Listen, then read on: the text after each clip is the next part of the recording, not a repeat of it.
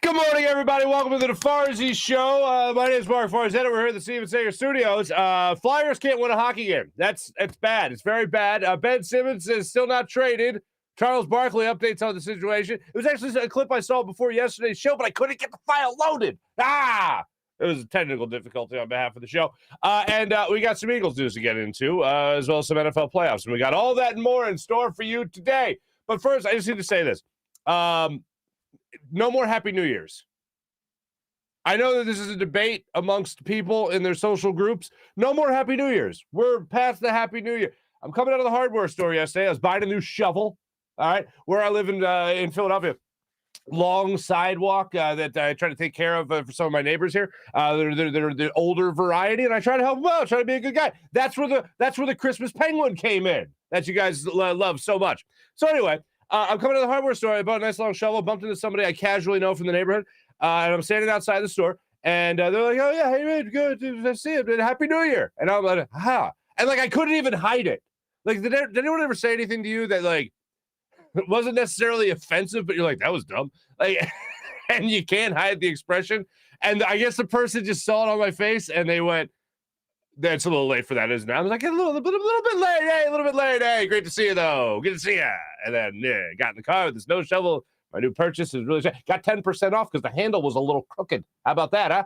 Anyway, it was an easy fix. But we can stop with the Happy New Year's, right? We can stop with the Happy New Year's. This person wasn't really upset that I was like caught off guard by the Happy New Year by any means. But I just mean we can stop. I think it's within the first week of Happy New Year, and then maybe the second, if it's someone that you know really well but haven't seen in a minute, and then do the Happy New Year thing, and then we're done. So that's my public service announcement. Public service announcement number 2 on the Farzy Show here at the Steven Singer Studios. Don't just give away Ben Simmons. That's where we're at. All right, about a month or so ago, before the holidays, I was out there thinking to myself, you know what?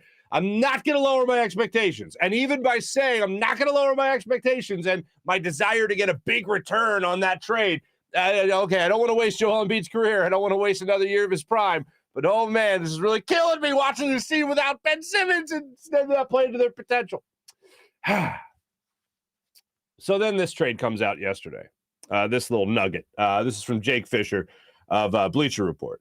The Pistons apparently offered a package of Jeremy Grant. They also offered Saddiq Bey, Kelly Olynyk, and a first-round pick.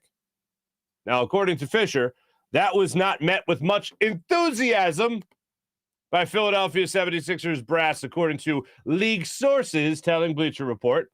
But when that deal began to circle around rival NBA front offices this fall, it also alerted teams to Grant's surprising availability. So Grant might be the guy that is most likely to be traded. Jake Fisher explains in his article on Bleacher Report that Grant will probably be the guy most likely to be traded come the NBA trade deadline, which is less than a month away. It's a couple of weeks away, February 10th.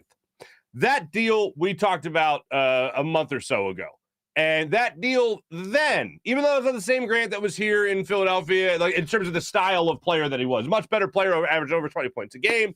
We can see what he brings to the table here in Philadelphia. No thank you. Still not there. Not the deal I want.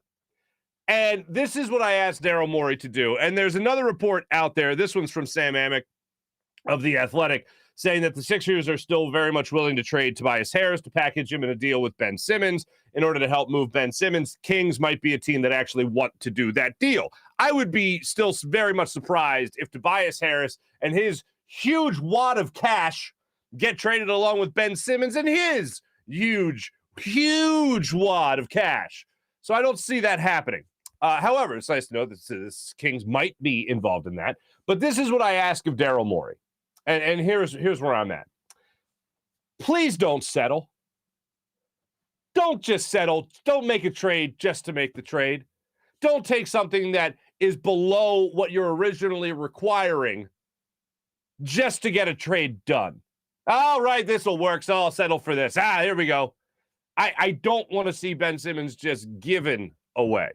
I want to see the general manager, albeit if it wastes the rest of this year, because I don't see a trade out there that will get this squad any better or closer to actually contending for at least a conference championship.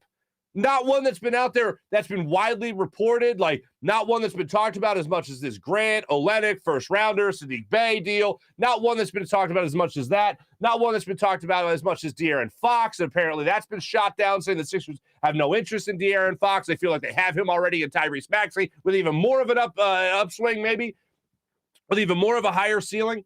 So for me, I'm asking Daryl Morey, stick to your guns. I'm not looking at this as Joel Embiid's talent being held hostage. I'm not looking at that even a little bit. Yeah, could that happen down the line? Certainly. But as of right now, I do not just want to give away Ben Simmons. I am looking at Daryl Morey and I'm saying it's almost like he's a good friend of mine and he's going through these relationships and he's just settling for girls. No, don't you settle. Fall in love.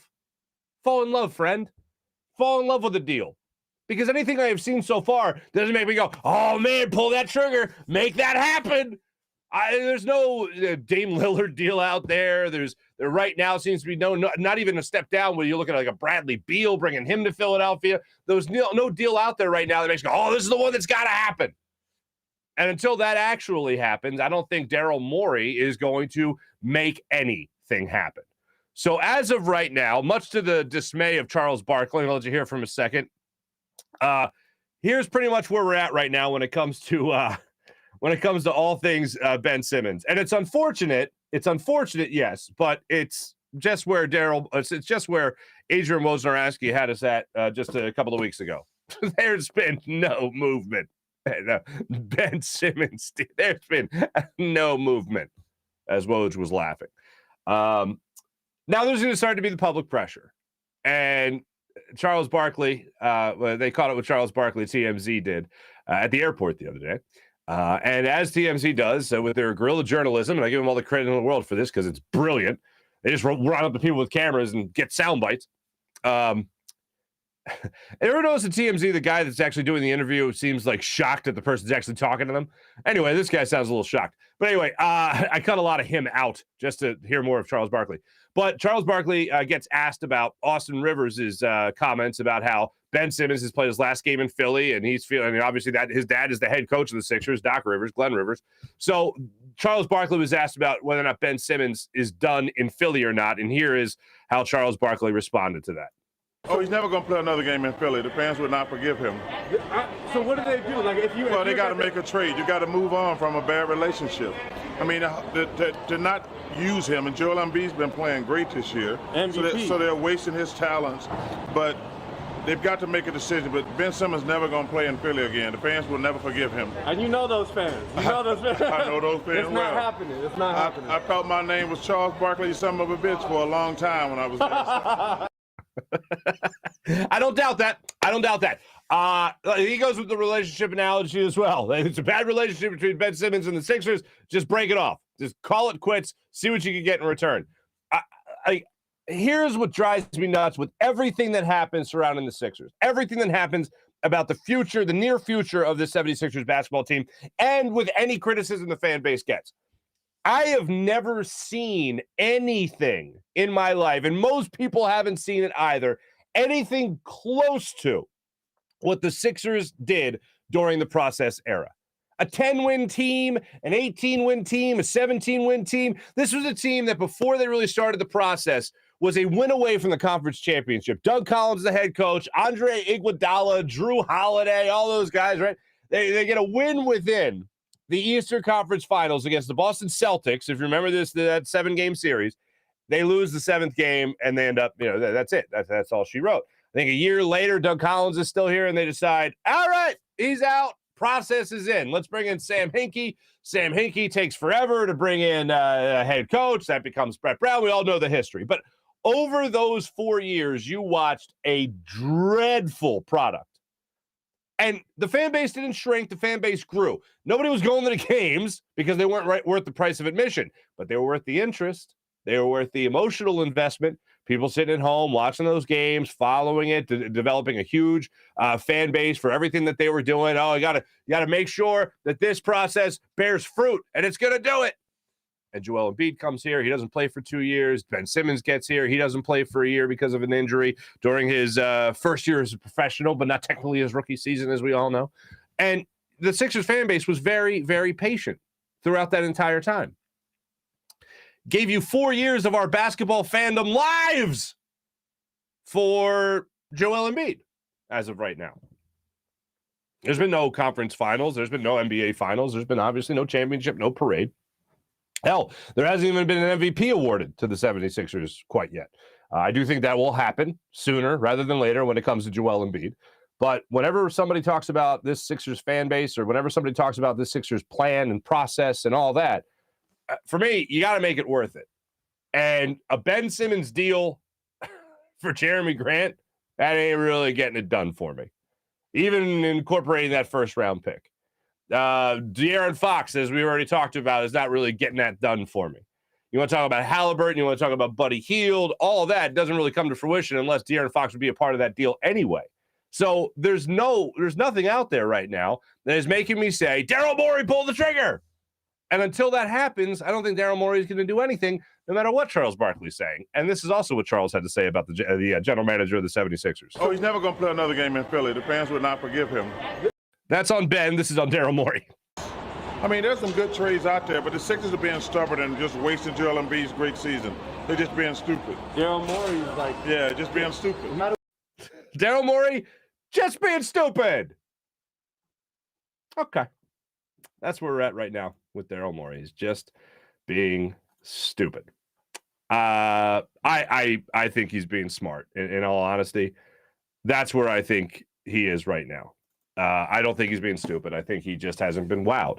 And he's not going to give away an asset like Ben Simmons unless he knows he is getting top dollar return on the investment the Sixers put into Ben Simmons. So, Woj, where are we right now? Micah, there is no movement.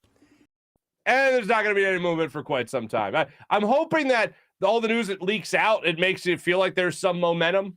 There's no momentum. It doesn't feel like anything's getting done. Even the Grant deal and all that just makes you feel like it's even that deal itself was from over a month ago.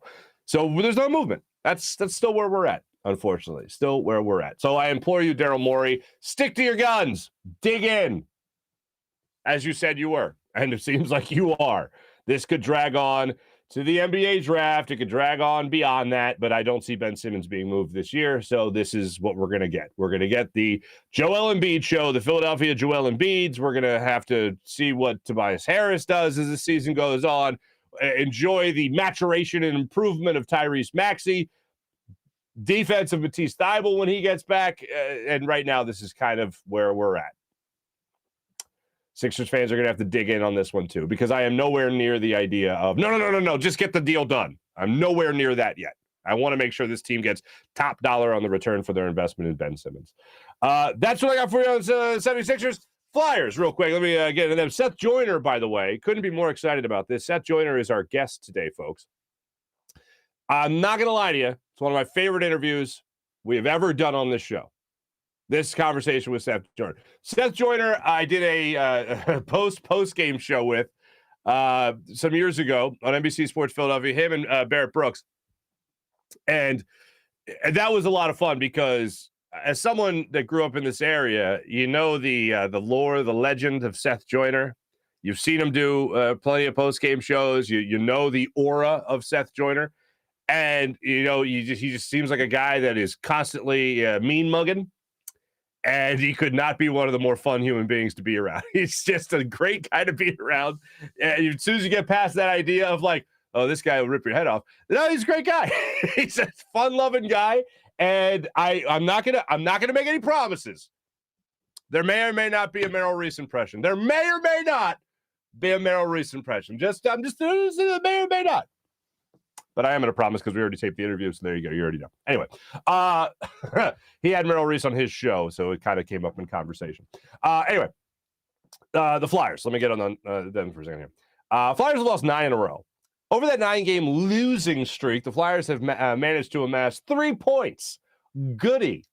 Last night was their 3rd point in a 4-3 loss that they suffered at the hands of the New York Islanders. Second time in as many nights they lost to the Islanders. So that's fun. Travis Konechny scored a goal again, so hopefully the floodgates have opened for TK. That'd be nice after he got that fluke goal in game 1 2 nights ago against the Islanders. Hopefully this opens things up after going 20 games without a goal. Let's go, TK. Let's make some things happen. But last night they lose again. Claude Giroux gave them the lead, 3-2 lead with about 15 minutes left in the third period, and the Flyers just couldn't hold on. There were some opportunities. Early in the second period, Joel Farabee had a wide open net, couldn't bury it in the back of the net. Varlamov had another great save where the puck was trickling I think this was in the third period. Puck was trickling behind him, going to the goal line. He turns around, sees it, dives on it, is able to get it out. No goal awarded to the Flyers on that. You really couldn't see it over the overhead, but that's just the way they called it. But this Flyers team is just terrible right now. Carter Hart's had some phenomenal saves in this game, especially in the overtime period. He was unbelievable. Varlamov was unbelievable.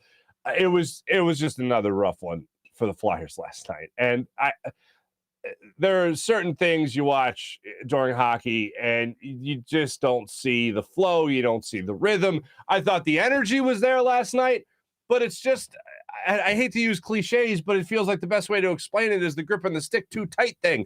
And Joel Farabee's opportunity that he blew in the second period with a wide open net in front of him, literally standing next to the goal, puck on a stick, misses. Like, well, how do you do what? How do you miss that? It seems like they're just in the middle of pressing right now, and it's been pressing for 9 games. Last night was probably their best effort of all the losses, and that just still feels awful to say. But that's where they're at right now, and I'm really hoping they don't make it 10 in a row. Please avoid that double digit against the Columbus Blue Jackets tomorrow night. So hopefully they're able to snap that streak. What do you do? Fire the coach again? I mean, is that they're just a lost hockey team right now, unfortunately. A lost hockey team.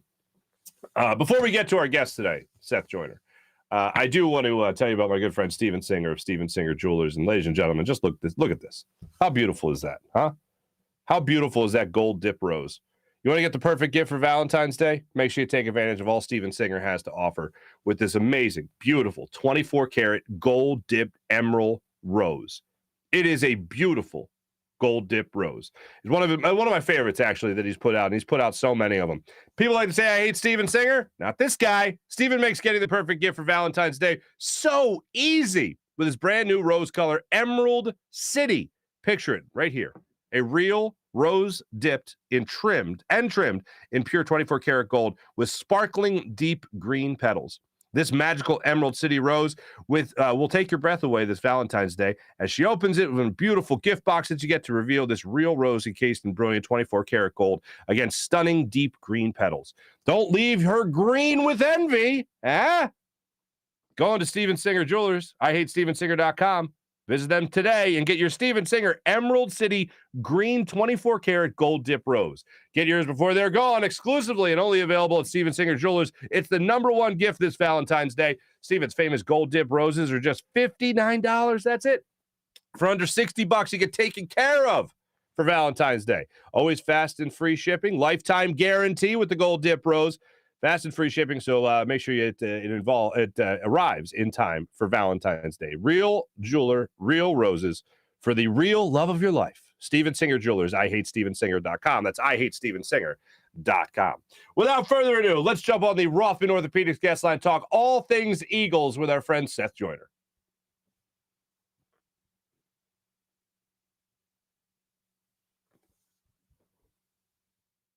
Joining us right now on the Rothman Orthopaedics guest line. You know him, you love him. Some, tight ends, wide receivers, running backs still fear this man. He's a many-time Pro Bowler, Super Bowl champion from NBC Sports Philadelphia, pre- and post-game analyst, as well as the Seth Joyner show across all social media platforms. The great Seth Joyner. Seth, how are you, my friend? I'm awesome, Farzy. How you been, man? I've been fantastic. I really have, man. It's great to see you. You look great. I've been watching you on Eagles pregame, taking care of business on NBC Sports Philly. I, of course, miss hosting the epic blockbuster show we used to do called Endgame. That with you, me, and Barrett, we just had ourselves a time, my friend. But in all seriousness, I know this always comes up. Do you want to get involved in coaching? People always, whenever they see a great Seth Joyner rant, they're always like, you should be the defensive coordinator. You should be coaching this Eagles team. You're an Eagles Hall of Famer at the linebacker position. Do you want to get into coaching one day? Well, listen, I've done a NFL intern. I just turned down a D3 job back in the fall. A school wanted me to come on board. The particulars weren't right, so I was definitely considering that. And I'm having some conversations right now, potentially about some of these spring leagues, either this year or next year. So I'm definitely interested, but the situation has to be right. I learned that, during my internship in Buffalo, is that, you better be with a group of guys that you like. You better be with a group of guys that, think like you think, whose objectives are the same. And more importantly, guys, that are loyal to the cause, and the cause is winning and helping these young guys get better as football players. Why do you think it is? I know it's not just the Eagles. There's a bunch of other teams that really don't invest in the position of linebacker. Why do you think the NFL has gotten away from that position? Well, I think, you've got that same position on the offensive side of the ball as the running back. I think that, these GMs, based upon what the analytics say, that, hey, you can find a good running back in multiple rounds. And that's true. You can find a good linebacker, some say, in later rounds. To a certain extent, that's true. But I also believe that, playmaking linebackers and playmaking running backs are guys that are worthy of being drafted early. Especially, when you talk about it from a defensive perspective, it's not like, back when I played. You either played a 30 front where you had 4 linebackers on the field, or you played, a 40 front where you had 3 linebackers on the field. In today's, defense, more times than not, you're going to be playing a 4-2 front, 4 down linemen, 2 linebackers. And if teams really want to create mismatches, they almost force your hands and make you play dime. That means you only got 1 linebacker on the field. So in running situations, if you don't have 6 guys in the box, you're 5 on 5. So that linebacker better be a damn hell raiser. If he ain't raising hell, then you got problems. And this is the problem I think that most organizations run into, is they think they can piecemeal it because, you play these, you got nickel package, you got dime packages, you got, I don't know what they call it today, but, we had a package where, we had 7 DBs. So when you're doing that, now the chess game begins between offensive coordinators and defensive coordinators based upon personnel groupings and how you want to attack that. But I just think that the linebacker position is even that much more important now because they're tied to the run game, so they're part of the front 7, but they're also intrinsically tied to the back 9 as far as coverage is concerned. And if you look at teams who had success, who had good defenses, impactful defenses, they got linebackers. They got linebackers that can play. Look at the 2 guys in Tampa. Look at Luke Kuechly over his career. Look at a guy like Ray Lewis over his career. Look at, Bobby Wagner right now. When you look at the better defenses in the NFL, they've got at least 1 hellraiser in the middle. They don't try to piecemeal it. They go get a guy who's the quarterback of the defense, and he runs the show. There's a perfect time to pass this little note along. I had Gary Cobb, G Cobb himself, on the show last week, and we were talking about something similar, and he said, if you needed a man that could do it all, it was Seth Joyner. Unprovoked Seth. I didn't mention you. He just said if you wanted a guy that could do it all, the best to ever do it was Seth Joyner. So I just wanted to pass that along to you. Well, listen, let me tell you something. I couldn't ask for a better mentor when I got to the Eagles, and that was G Cobb. He took the young guys under his wing and taught us how to be professionals. And a lot of my success I attributed to, the 2 to 3 years that I had to spend with him. When I came in, I had a skill set, but there were some things that I didn't do well. And one of the things he taught me, he was like, hey, some guys are really good at one thing. He said, but the more you can do, the more valuable you are. So if you're good at playing the run, but you can't pass rush, you better go and find somebody to teach you how to rush the darn passer. If you're good at rushing the passer and you're good at playing the run, and you're not that good, in coverage, whether it's man-to-man or zone, you go and make your weakness a strength. And if you can make your weakness a strength, and not focus on what your strengths are so much, because you're good at what you're strong at. The weaknesses are what teams attack, and to that point, when you watch football now, these offensive coordinators that are supposed to be so smart and such gurus, they're attacking the technical and fundamental inefficiencies of players today as much as they are attacking teams schematically. Mm-hmm. Now, there you go. For all the young players, just listen to that soundbite right there and just live by that, and you'll turn out okay. That brings me to Jonathan Gannon, the Eagles' current defensive coordinator, who apparently has 3 other interviews that he's got lined up to be a head coach. He said earlier in the season he doesn't have a scheme, then kind of retracted that later in the season, said, of course I have a scheme, and this is but this is my philosophy, right? What did you draw from whatever Jonathan Gannon's scheme or philosophy was throughout the season? Well, I think that he said earlier in the year that, they were pretty much an offense that, they ran a shell offense. In other words, they didn't want to get beat deep, so they wanted to keep everything in front of them, and they didn't want to take any chances of giving up big plays. And they were one of the top teams in the NFL at not giving up big plays. The problem was, when you played against elite level quarterbacks that were willing to take what you gave just to keep possessions going and scoring opportunities alive, it turned out to be, a death knell for him. Now, people think that my mindset is along the lines of one James David Buddy Ryan, and my aggression, I couldn't have played for, there was not a coach that was suited more for my skill set than Buddy Ryan. Okay. But there were times when Buddy was a little overzealous and a little over aggressive. When we had Bud Carson, he was a little more tempered in how he brought pressure. But we were certainly still a pressure defense. Now, I get it. The rules are in favor of the offense. The defenses are at a deficit, if you will. But you cannot play defensive football in the NFL, particularly against, elite level quarterbacks in a passive way like Jonathan Gannon did all of this season. I think there was one point in time during this season, he had like a 14% blitz rate. So you're only going to blitz 14% of the time. And I don't care how good your defensive front is. If you want to talk about defensive fronts, look at the Chicago Bears. They had a phenomenal defensive front. They blitzed. Look at our defensive front. We had 5 guys on our defensive front that were phenomenal. We still blitzed, because the game of defensive football in the NFL is about pressure. You're talking about your defensive yes. lineman. Yeah. Yes. But Reggie and those guys, yeah. We still blitzed. Right. We still blitzed. I mean, in my 8 years in Philadelphia, I had 38 sacks, 37 sacks, something like that. Okay. So it's not because Farzy, it's not because we didn't blitz. I got a lot of those sacks because I was rushing the passer, So to sit back in zone and bend with the mentality to bend but don't break, I don't understand that. Okay. Because at some point in time during the game, you have to get aggressive. You got to come and get these quarterbacks. You got to speed up their clock. You got to pressure them.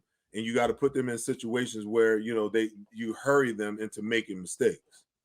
Now, the counter argument to, and I want to see all the things that you're saying, and I was rooting for it all year to actually finally see it, and we really didn't. With the personnel this Eagles team had, were they good enough to get that pressure going on a quarterback? Hey, listen, Darius Slay made the Pro Bowl.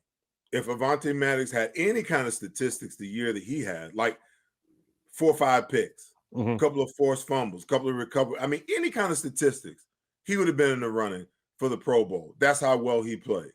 Now, the weak link, one would say, maybe one Steven Nelson, rather. But even at that, at some point in time, you got to tell your guys, hey, bear down. You can't play afraid. You can't, as a coordinator, you can't be afraid to make calls sometimes because you're worried about a guy. Sometimes you got to empower that guy with the confidence to go out there and get it done, because every defense and every offense, it takes on the personality of the coach, whether you're talking about the OC or the DC. So if my DC is calling a passive game, guess what that does to me as a player? It makes me passive. Mm. You know, if you want aggressiveness out of your players, then put them in an aggressive posture. Then they will respond in like ways. So, I mean, I see Darius Slay at times, you know, he's out there on the corner and he wants to get up and jam the guy. But in his mind, the defensive coordinator's mindset is, oh, don't get beat deep, you know? So instead of getting up and just getting in the guy's grill, you know, he's kind of in between, kind of indecisive, you know, and a lot of times it doesn't work out. You know, where we're in those games in the middle of the season, when they were a little more aggressive against teams, you know, that they knew didn't have much, you seen Darius Slay just go on a run, you know, a run of big plays, turnovers, you know, pick sixes, all of these things, they are a result of being aggressive. And to me, Jonathan Gannon is just not aggressive. I don't know, to be honest with you, Farzy, how much is really in that playbook. I know that our playbook was like that. Our game plan may be like that, but our playbook was like that. And you're responsible for all of it at all times.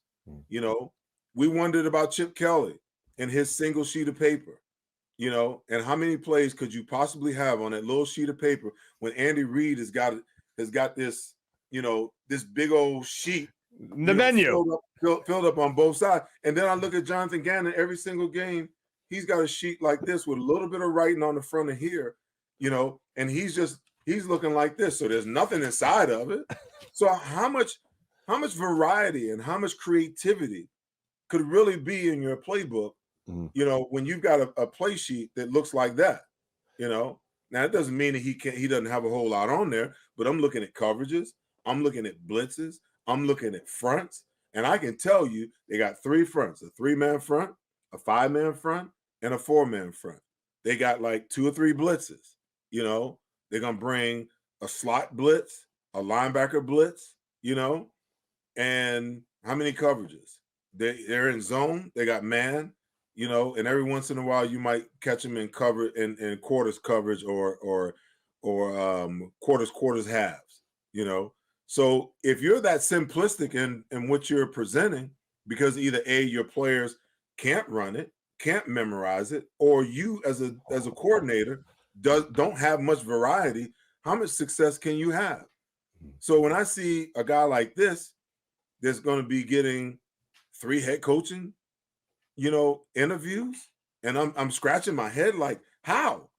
Oh, you know what? The defense was ranked, you know, number 5 at one point, you know. Yeah, what were they ranked, you know, in the first 7 games of the year? You know, the second half of the year, you know, most of your wins came against teams that were probably a combined 60 and 100, you know? So, yeah, you beat up on the Sisters of the Poor, but you couldn't do anything against the good teams. And you mean to tell me that there's an organization that's looking at this guy to come in and be a head coach? That blows my mind. I'm like, I need to hurry up and get my ass in the league as a coach. Yes, please. Let's go with that. No, in all seriousness, I feel like somebody just anointed him a chosen one because everyone was talking about how great a defensive coordinator he was going to be. And everybody supposedly wanted him. I heard Joe Banner talking about how much he wanted, you know, every team in the league wanted Jonathan Gannon as the defensive coordinator. And then all of a sudden, just a year later, after a mediocre season, I know, like you said, the numbers ended well. After a mediocre season, oh, no, we got to get this guy as a head coach. 3 head coaching interviews. It doesn't make any sense to me. I do want to get this from you here because I'm asking everybody this question. And of course, it has to do with the quarterback of the Eagles. Who is Jalen Hurts to you, Seth Joyner, and who do you think he is to the Eagles? Is he the guy that's earned next year as the starter? Is he the franchise guy? Or is he a guy that they're immediately going to try to replace? What is he to you? I think he is a guy who deserves to come back for another year. But as you go into training camp next year, you want to bring in a veteran to challenge him. I don't think that, you know, what we saw, you know, throughout the year warrants you just giving him the job. Although I believe that he'd win it no matter, you know, what second-tier quarterback you bring in, you know, even if it's Gardner Minshew. I think anybody with any kind of football smarts can look at that situation and see who the better quarterback is. Now, did Gardner Minshew come in and have a phenomenal game against the Jets? Absolutely. But it was the Jets, okay? Right. I think that he's growing as a quarterback. I think that, you know, you got to realize this kid has been in 4 different systems in the last 4 different years of his career. He's learning how to play the game at the pro level. And for a lot of young quarterbacks, that's hard to do. And then you thrust them into the playoffs. And one of the most detrimental things I think I heard from Nick Sirianni last week was, we just want to treat it like it's a regular game. Like, don't get too high, don't get too low. Well, see, that proved to me the inexperience of understanding the moment as far as Nick Sirianni was concerned. Because when you go from preseason to the regular season, the intensity goes up 15 to 20%. When you go from the regular season into the postseason, that intensity goes up another 20 to 25%. Okay. And the teams that have been there and done that, they know how to turn it up. Okay. So when you look at, Jalen Hurts for his first time, Kyler Murray for his first time, when you look at Mac Jones for his first time, these guys were clearly shook. These guys were in a state of shock when they realized how much more intense a playoff game would be and how much faster everything was happening and how pressurized the situation actually was. So now, not only were you speeding up their clock, but you sped up their fundamentals, you sped up their mechanics, you sped up everything, and they looked like not either one of those quarterbacks looked like they had any business being in the NFL if you watch those 3 games, okay? So now, it's a great learning experience not only for Jalen Hurts, but for every young player, to understand that the playoffs is a different animal, okay? It's win or go home. You don't get to come back next week and try to get it right and fix it, and rectify the situation next week. Next week is next September, okay? That's when the next opportunity you'll have. So when you're coaching a young player, the mindset has to be, okay, how do I get him to get his intensity at a certain level to play at that level all the time? Now, Jalen Hurts knows that, the level that I played at during the season, if I get into the playoffs, it's a different level. Now, the trick is, how do I get him to play at that level all the time, whether it's the preseason, regular season, or postseason? And then obviously, there's a lot of work that has to be done with this kid, his ability to, read defenses, his ability to get through his progressions quicker, to expand his vision as far as the field is concerned, to work on his mechanics, to drive the football instead of, floating the football in certain plays, the trajectory of his throws, his mechanics, his ability, to get the team in and out of there's a lot that has to be done, but I think he's earned the right. And I believe that Nick Sirianni honestly believes that he's earned the right to at least come back next year and try to get it right. And hey, if it doesn't work next year, then you start looking towards the future, whether that's a veteran down the road or a young quarterback. The only problem with a young quarterback now is that if you go and you bring in a young quarterback now, you're going to repeat this year all over again, because that young quarterback has got to go through all the machinations that Jalen Hurts has had to go through this year to get to where he is right now. And I don't care what quarterback you are, you're going to have some bad games here and there. Tom Brady lost to the Saints 9-0. They didn't score any points. This is the defending Super Bowl MVP, Super Bowl champion, and the guy that's, for all intents and purposes, could be back in the dance again. He's had his share of bad games this year, but it's magnified. It's Philadelphia. I get it. Last thing I know we're running long. If you have time, if I could just confirm or deny this story for me. I heard a story while you were playing. There was a bit of a contract dispute. Buddy Ryan actually called you and said, hey, look, Seth, you do what you got to do, get your money, but I got to act like a tough head coach. And he said some things in the media. Is that true? Was that kind of an orchestrated thing? Or is this something I just made up and grasping for straws here? No, listen, he didn't necessarily call me. We had just got done, back in the day after, you had your mini camp. You had 2 mini camps. You had the post-draft mini camp, which was 3 days. And then you had a little mini camp, right before training camp started. So, I wasn't under contract, but back then, you showed up for all that stuff. These guys now, if they're not under contract, they won't come anywhere near the facility. So that last mini camp, he pulls me aside and he's like, hey, listen, the one thing that I ask is that when you sign the contract, you come in and you live up to the contract. He said, but because this is your time to make your money, you do what you got to do as long as it takes. He says, and I know them guys, they're going to try to give you the least amount of money that they can give you. But understand what my job is. I can't go to bat for you in the media. Okay. So there are some things that are going to be said, so on and so forth. He was like, just understand, I got to do my job, And listen, this is why you love Buddy, because you knew where you stood with him. Uh-huh. There was no BS. There was no ifs, ands, or buts. It was cut and dry. If I wasn't one of his guys, then he would have never said that to me. Mm-hmm. Okay. But that gave me comfort. And I'm sitting at home. He's like, oh, that 59, he better get his ass in here because you know what?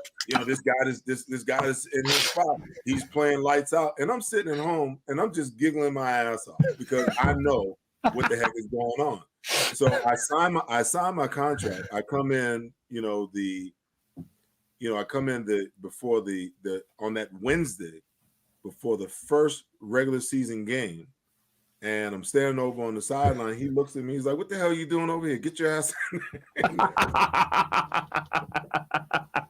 You gotta love playing for a guy like that, man. What a time, man. What a time to be an Eagles fan. Just watch that defense, of course. Seth Joyner, you're the man. As your first time guest on the Farzy Show, can't thank you enough. For those that don't know, it was such a pleasure working with you at NBC and the occasions we got to do that, brother. Make sure you guys check out his show, the Seth Joyner Show, across social media platforms, Twitter, YouTube, all of it. You guys can check that out. Also, make sure you guys just always check him out when he's on NBC Sports Philadelphia. Always talking the Eagles defense, always talking Eagles, of course. And Merrill Reese will be a guest on the Seth Joyner Show, correct? Tonight, in a couple of hours. In a couple of hours. Look at you. I will let you go then. 7:30 Eastern time. We'll be chopping it up. You don't do a Merrill Reese impression, do you? I do, but I ain't do. I can't do it when asked. It's like a natural thing. Right. You just have to be in the flow of it. Yeah. He goes. He's like, for the Eagles, this is Merrill Reese. Not bad. Not bad. It's pretty good. I mean, it's pretty good. Sometimes it's better when it's like, when I hear him on the radio and then I'll mock him right after. And it's like, man, that's pretty good. That sounds pretty good.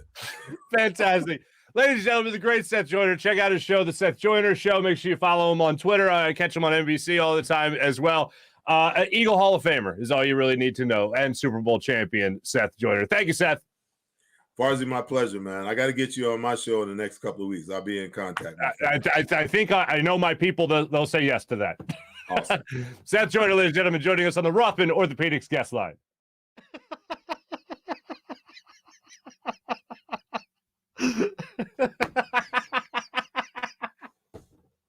While we're doing the interview, you're in the moment and you're just trying to concentrate on.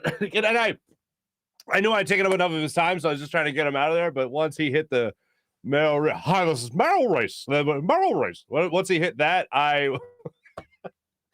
that's the side of Seth you don't get to see too much. Like Seth Forever is like that. Seth Forever is the guy that every soon-to-be bride should take dress shopping. Like, what do you think of this? No. Okay, I'll try to do another one. And she comes up. No. He's just like that guy. But I think we've told the story about when Seth heard Barrett calling me Farzy. Barrett really enjoys telling the story. I should just have him on again to tell it. But Barrett was always calling me Farzy. Farzy, yo, Farzy, what's up, Farzy? The whole thing.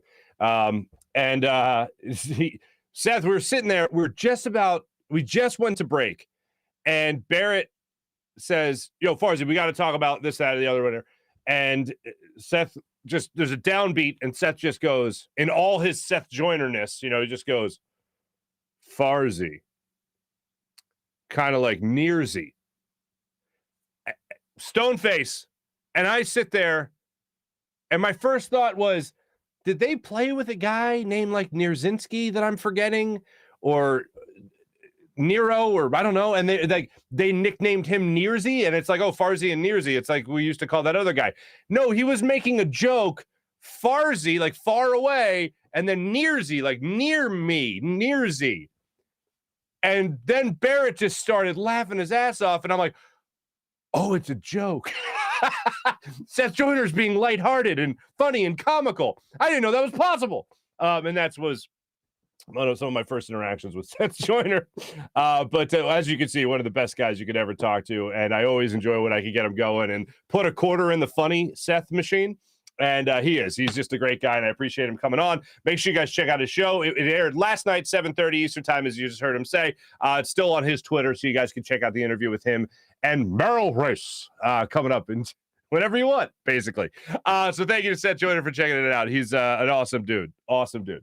Let me tell you about the great people that sponsor that guest line and brought us a guy like Seth Joyner, Rothman Orthopaedics. When you have an orthopedic issue, you need a physician who eats, sleeps, and breathes orthopedics. You need an exceptionally specialized Rothman Orthopaedics physician. They not only specialize in orthopedics, but each of their physicians only focuses in on one area of the body, which means you can have the confidence to get past the pain and be what you were. Visit one of their 30-plus locations in Pennsylvania and New Jersey, including 4 orthopedic-only urgent cares.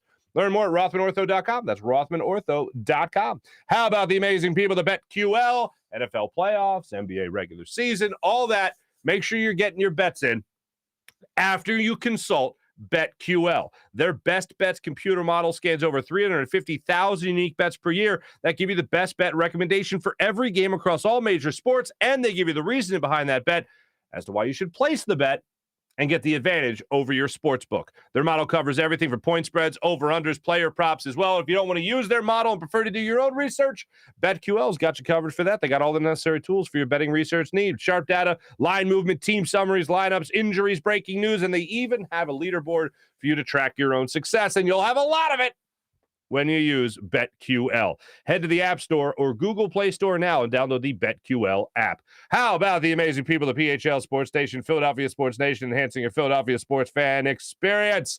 How about WinView, the only game where fans can take on other fans and end the debate once and for all? Who is the biggest sports fan? Have those friends and family members who think they know everything about sports? Play them in a WinView contest. See if they can walk the walk as well as they talk the talk. You want to break up the monotony of family dinners and get-togethers? Play a quarter of NFL football. See if you can win some money that way. A little basketball. Maybe a little prop of the day, like going with Tyrese Maxey, 16.5 points over tonight against the Magic. I like it. I like it a lot. I'm shying away from Joel Embiid. I'm trying away from his prop tonight just because I think it's going to be blowout against the Magic. I don't think the Sixers are going to be keeping Joe in the game long enough to get to the 30-point marker, unfortunately, but I think it was 28.5 last I checked. But I like 16.5 Tyrese Maxey over in tonight's basketball game against the Magic. 7 o'clock tip-off. So make sure you take advantage of all that on the WinView app. It's not a sports book. It's not daily fantasy. It's a social gaming app where you can win real money prizes for making predictions on the games that you love so much. So make sure you take advantage of all that WinView has to offer. Before we get to the chat check for a second there, I want to unpack a couple of things from Seth Joyner. One, and I find this no surprise whatsoever, but he didn't even couch it. Like, hey, Seth, what do you think of Jonathan Gannon getting 3 head coaching interviews? And by the way, he's already wrapped up the one with the Houston Texans. So what do you think of Jonathan Gannon getting all these head coaching interviews? Head scratching. Mind-blowing. Those were the phrases and adjectives that Seth Joyner used to explain his emotions and state of mind with Jonathan Gannon getting that many head coaching interviews. Mind-blowing. Hey, what do you think of Jalen Hurts Seth Joyner? He's earned another year. And I don't think Seth's in the pool of trading 3 first-round picks to get Aaron Rodgers, Russell Wilson. And by the way, 3 first-round picks for those guys, I'm out on that as well. I'd probably cap it at 2. And maybe even that seems a little crazy. But the bottom line is I don't see either of them wanting to come here to Philadelphia. I see the Eagles trying to build with these 3 draft picks. Because if you trade these 3 draft picks, even 2 of these draft picks, and you get back a Russell Wilson, you get back a Aaron Rodgers, you still got a lot of problems. As much as I'd like to say they cure everything, they cure a lot. They don't cure everything. So that's a little bit of a scary thing. when thinking about what these draft picks could be. I don't want to say the word wasted, but it's possible. It's definitely possible. And I know a lot of people look at it and say you have 3 first-round picks, but Howie Roseman's making them. I will say this. Isolated just to this 1 year, Howie Roseman had a very good year. That's after taking a $34 million cap hit, the largest cap hit in NFL history with the Carson Wentz trade, and still putting a team together that made the playoffs. Oh, they didn't play anybody. Yeah, well, a lot of those teams didn't play anybody either. And the Eagles were still the second best team in the division, and we're a playoff team, albeit the 7th seed, albeit 2 years of having a 7th seed in the playoffs. But he's coming off a great year. Howie Roseman is.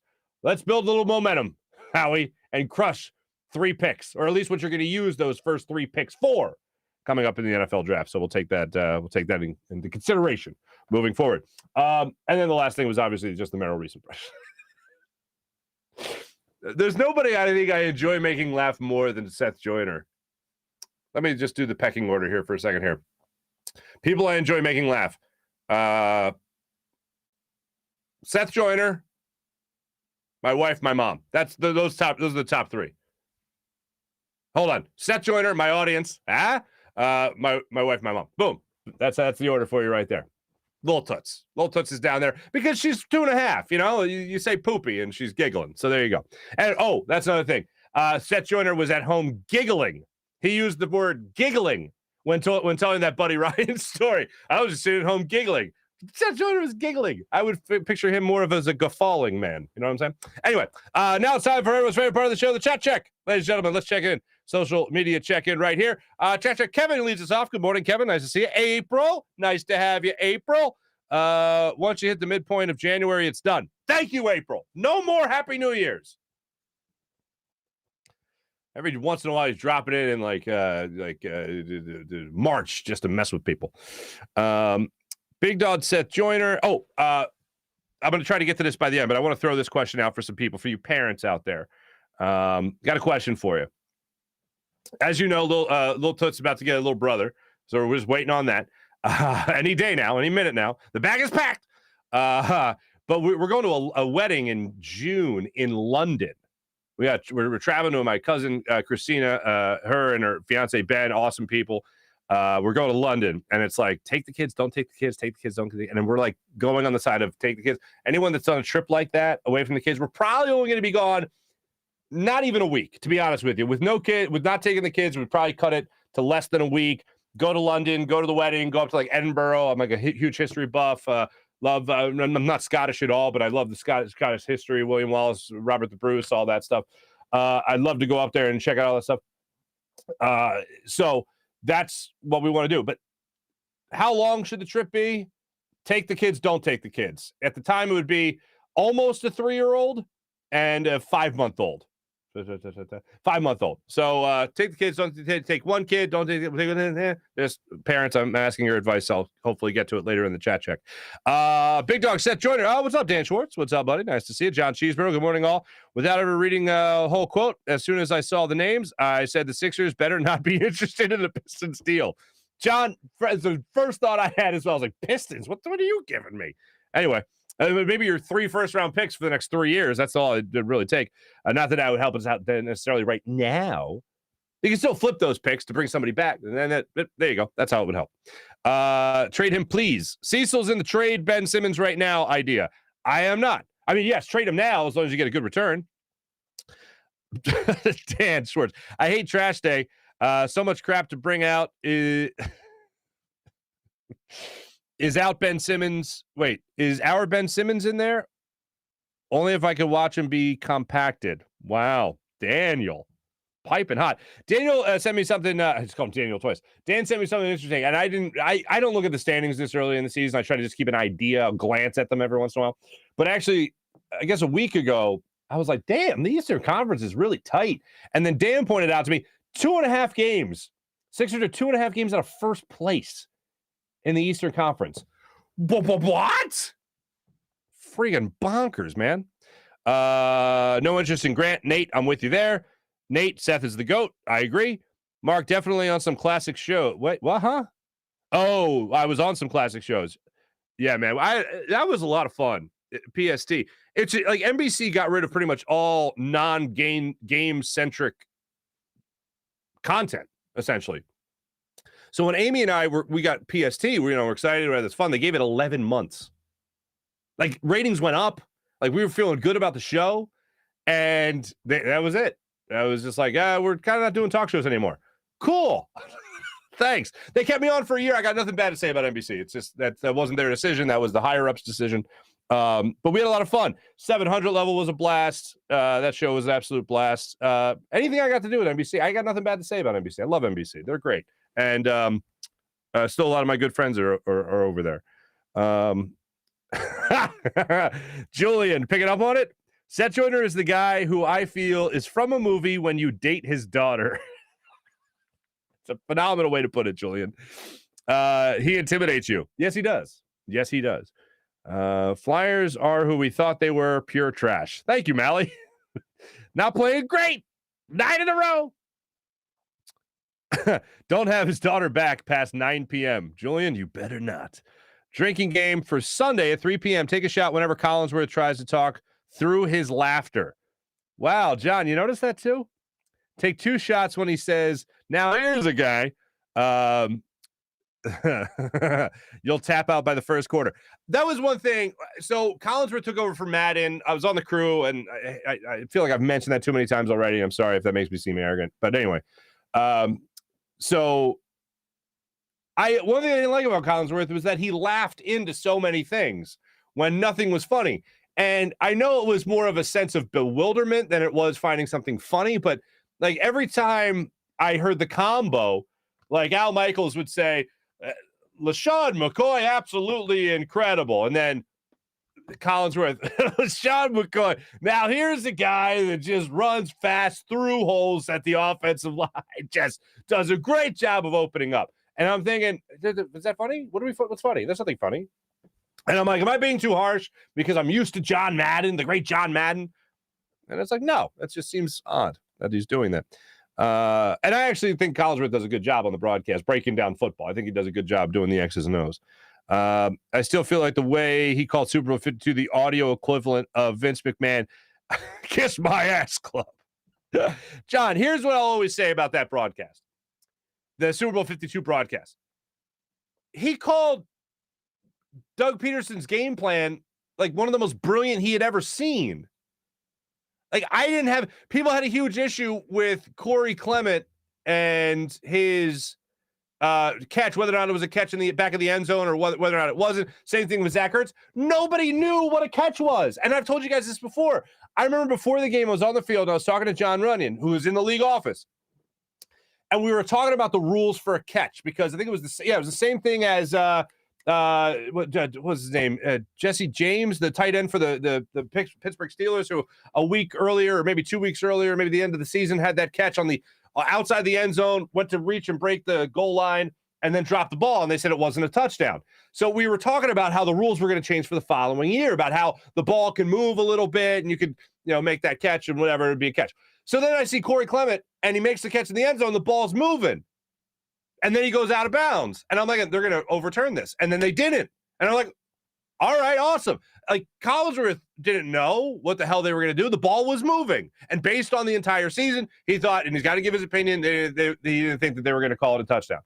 And they did, obviously, call it a touchdown. And then Zach Ertz's touchdown at the end of the game, he takes 2 steps, the ball crosses the plane, and then he loses it. And I think that's where Collinsworth drops the soundbite of, I don't know. I have no idea. And, of course, they called it a touchdown. It was a game-winning touchdown, and the rest is history. But the only thing that bothered me was Al Michaels' final call. The clock runs out on the Patriots.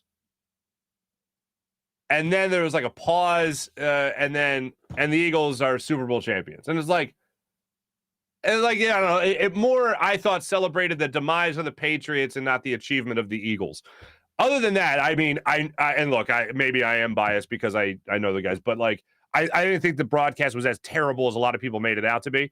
I think Collinsworth was trying to be objective for the most part throughout the game, but I think, and this is what I always say, thinking the announcer hates your team. Thinking the national announcer hates your team is the same impulse that goes for the guy that goes to the strip club and thinks she really likes me. And that's a bastardized version of a Michael Ian Black joke, just to give credit where credit's due there. But I always thought, for someone that thinks the national announcer hates your team, it's like the same impulse that makes the guy go to the strip club and go, I think she really likes me. That's just where I'm at on that. Julian is so damn intimidating.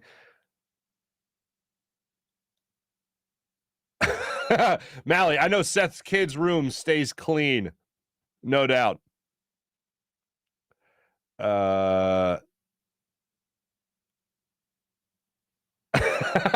John, that's a great point. Seth seems like he laughs in his speaking voice. That's funny ass joke. Craig, good morning. Seth is the GOAT. Could not agree more. Craig, Gannon is a genius, though, Mark. Very true, according to Stephen Nelson. Thank you, Craig.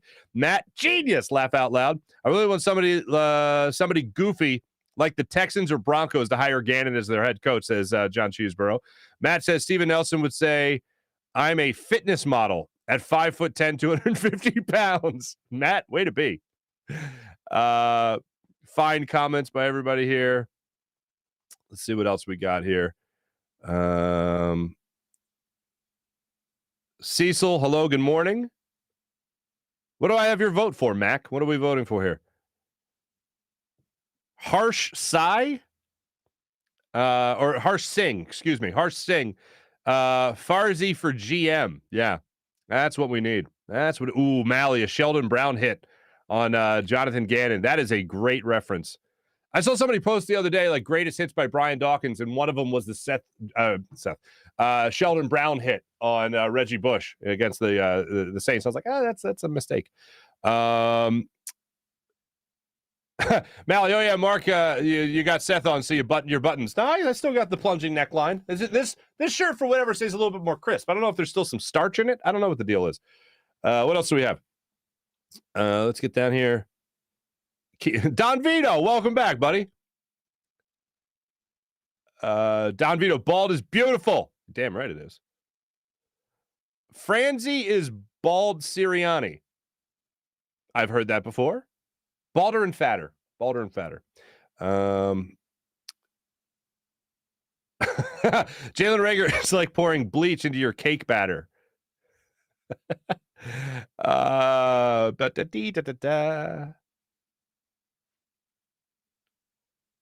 Ooh. Mally, did I reference the flushable wipes on the show that aren't flushable?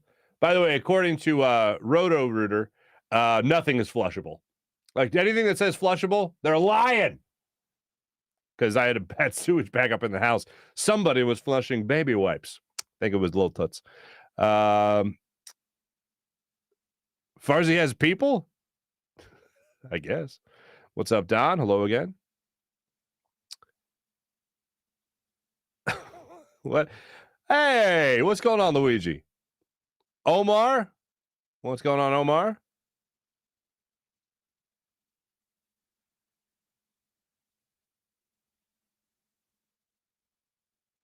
Okay.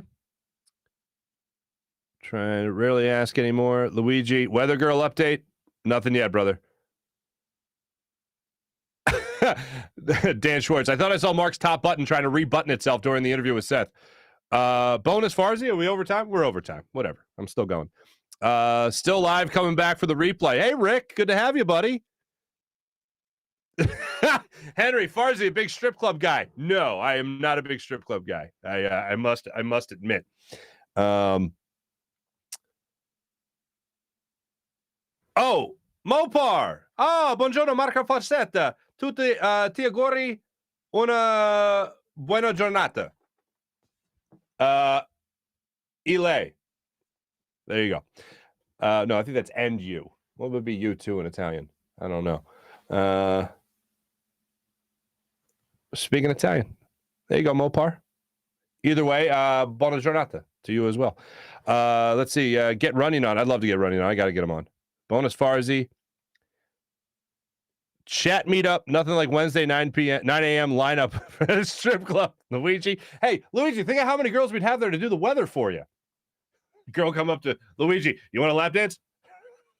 No, can you just tell me the dew point today and also the precipitation? Thank you.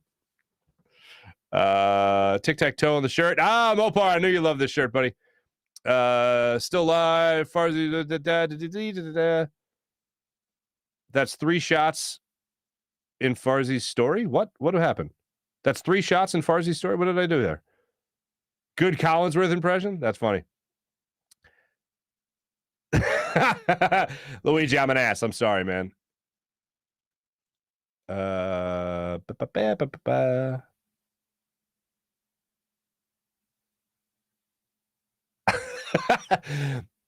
This is great. Everyone's great. Everyone's awesome. Appreciate it. Oh, go to Stonehenge. Go see Stonehenge, John? Okay, I'll do that. I want to do it all. I want to do it all. I'm telling you, I want to do it all. Thanks to everyone. April, Rick, Luigi, Sean. Weather updates will cost you extra. Very nice. Thanks, everybody, for participating in the chat. Fantastic, as per usual. Let's jump into our Morning Rush, brought to you by Sky Motorcars, skymotorcars.com. Told Yous, guys, 7 p.m. tonight, tip-off in South Philadelphia. Vax card mandate at the Wells Fargo Center right now. They do, I think they have religious leeway for religious reasons. You don't have to have the Vax card, but you have to have proof of a negative COVID test within 24 hours of going to a game. So that's where we're at right now with the Wells Fargo Center for anyone going down to the game. 7 o'clock tip. Like I said, I really like the Sixers tonight. I think they were at 8.5 favorites going into tonight's game. I don't like Joel Embiid. No, I'm sorry, 11.5. I don't like Joel Embiid's over tonight. I think he was at 29.5. I don't like his over. I don't know if he'll play the entire game, so I'm staying away from that. I like Maxey getting at least 17 points tonight, so that's where my money went tonight, courtesy of the great people of Windview.